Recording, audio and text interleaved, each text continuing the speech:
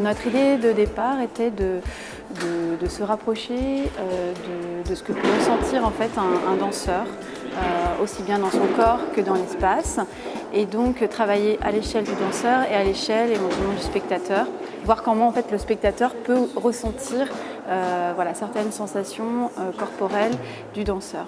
L'idée de départ serait de partir d'une forme d'harmonie, d'un son harmonique, et que chaque danseur ait une fréquence, soit associé à une fréquence, et qu'à partir du moment où il bouge, les fréquences évoluent. Les sonorités donc vont changer et on va progressivement passer dans une forme d'inharmonie, mais qui est en fait une autre forme de composition musicale au final. Et on s'est dit que finalement, s'il y avait une forme de quête ou de jeu de danse, ce serait de retrouver cette harmonie.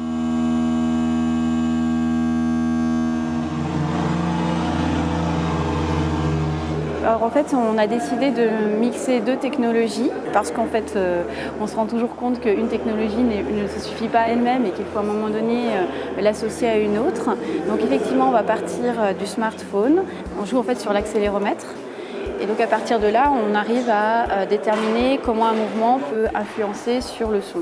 Ce qui nous intéressait aussi, c'est de voir comment dans l'espace, là aussi, on pouvait avoir une modification de son.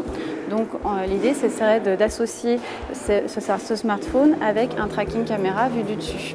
Travailler par exemple l'idée que si les danseurs se retrouvent au centre de l'espace, ils vont peut-être simplement faire des micro-mouvements, va engendrer en fait des modifications sonores, mais plus ils s'éloignent de ce centre et plus les mouvements des danseurs devront devenir plus amples. Et donc dans ce sens-là, peut-être qu'on pourrait travailler sur des rythmiques. Il y a encore un scénario à inventer autour de ça.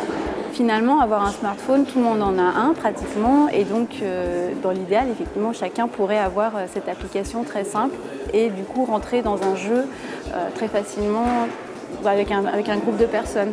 Donc d'un côté, on pourrait imaginer que c'est un outil plus développé pour des danseurs et en même temps, c'est une forme d'outil qui permet de